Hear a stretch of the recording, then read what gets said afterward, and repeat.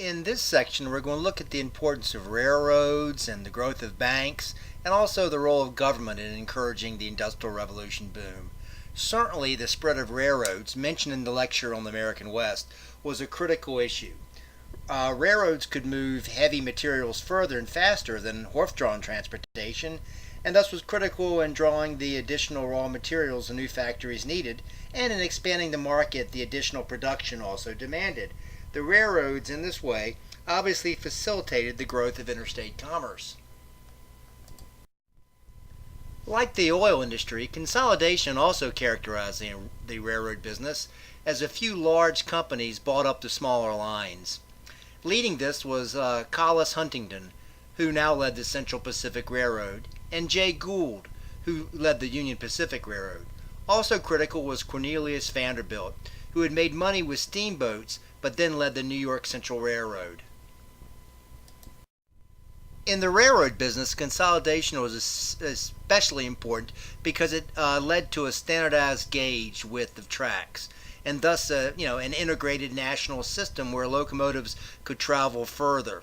In May 1886, all railroads shifted simultaneously to the new standard 4-foot 8-inch gauge track.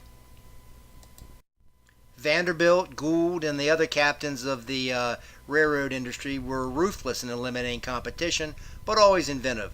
They pioneered new methods of accounting and large-scale organization, and they standardized all basic equipment and facilities, everything from engines to the cars, to the automatic couplers that held cars together, to the air brakes that stopped the cars, and the signal systems that guided the drivers, and certainly all the houses and stuff that house the officials.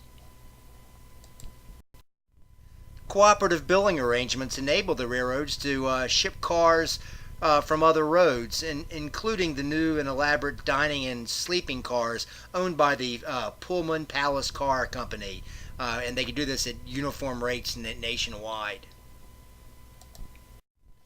The growth of the railroad industry did come with some cost. Special arrangements and secret sweetheart deals were common, as were free rebates and passes for prominent politicians, the type of thing that would be illegal today. Kickbacks and outright fraud was common. The reckless and cutthroat competition contributed to a financial bubble that in the railroad stocks, it sort of popped in 1873, leading to a brief recession, the recession of 1873. Certainly the railroads, as well as the other large industries such as the oil industry and so forth, demanded considerable sums of money. Now, one, cannot usually simply, save enough money to fund a large-scale operation. You couldn't just save up and buy a factory. And so for this reason, corporations exploded. People contributed part sums and bought stock, and together they were able to afford the factory. In doing so, the New York Stock Exchange was the major exchange. It grew tremendously. Stock growth, made tremendous money for investors, which in turn, I guess, considerably consolidated wealth again. And with the growth of corporations and finance was the growth of the construction and growth of banks. Before the late 19th century, many banks were sort of standalone operations, and with this, they had relatively little capital to lend. The late 19th century Industrial Revolution, however, saw the consolidation of these banks into these massive multi-branch banks that had just huge sums to lend. Assisting the consolidation of banks was the tight money supply, as I talked about in an earlier section, and that wasn't enough money to fit the growing economy, and that sort of led to additional consolidation of the banks. Anyway, this drove up interest rates and made huge profits for the major lenders and financiers. In short, the growth of large corporations, banks, and the financial services provided the necessary funding mechanism for the late 19th century Industrial Revolution boom. Perhaps the most famous of all the captains of the banking and finance industry was John Pierpont Morgan, aka J.P. Morgan. He had helped put together financing for such large businesses as General Electric and Carnegie's U.S. Steel, which I'd mentioned in earlier sections. and he held a lot of stake in stocks in the American railroads. Morgan was a massively built man who had piercing eyes, but still suffered greatly from rheumatic fever, and he ended up dying in 1913. His Morgan banking house, nevertheless, made Morgan one of the richest people in the world, and he was the forerunner of today's massive bank, J.P. Morgan Chase and Company. In discussing the causes of the Industrial Revolution, one shouldn't forget that the government's laissez-faire attitude set the stage for such dramatic growth. Now, while the lack of regulations and oversight had its downside, which I'd referenced initially in the earlier section, and we'll talk about in later sections, laissez-faire did allow businesses to, to maximize their profits at whatever cost. Low taxes and few regulations, and it fueled business growth even as it created its own problems. The late 19th century was dominated by the Republican Party, which increasingly embraced laissez-faire politics.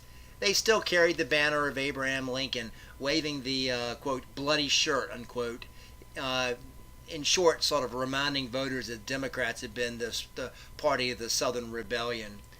In fact, a social and political lobbying organization of Northern Civil War veterans formed to, tell people to vote against the Democrats, and they were known as the Grand Army of the Republic. Anyway, after Lincoln, only one Democrat held the presidency until 1908. The Republicans included Rutherford B. Hayes, who was president from the 1876 election to 1880 election, just as the Reconstruction era ended. And he was followed by James A. Garfield of Ohio, who was president briefly in 1881, but was assassinated by a disgruntled office seeker. It's interesting that, because surgeons kept trying to locate the bullet in his body by pushing into his wound, and ultimately that contributed to an infection that took his life. It was only a brief period before medical science understood bacteria and had x-rays. Anyway, after Garfield's death came Chester Arthur's presidency until the 1884 election. In the 1884 election, the lone Democrat, Grover Cleveland, won election only to lose the presidency 4 years later in the 1888 election to Republican Benjamin Harrison. In an odd twist, Cleveland returned in the 1892 election, defeating his rival, the only time a president in American history had held 2 terms, but that, the terms were disjointed in time, not consecutive. In 1896, Republican William McKinley, still another Republican, served out the remainder of the century. Anyway, these late 19th century presidents are easy to forget because, in general terms, and speaking collectively, they accomplished little. After the Civil War years, in which government had grown and dominated so much of the nation's economic life, Americans welcomed an era of less activism, a smaller, less intrusive American government. In the late 19th century, Democrat Cleveland did attempt some reforms, but overall, the dominant principle was what was good for business was good for America.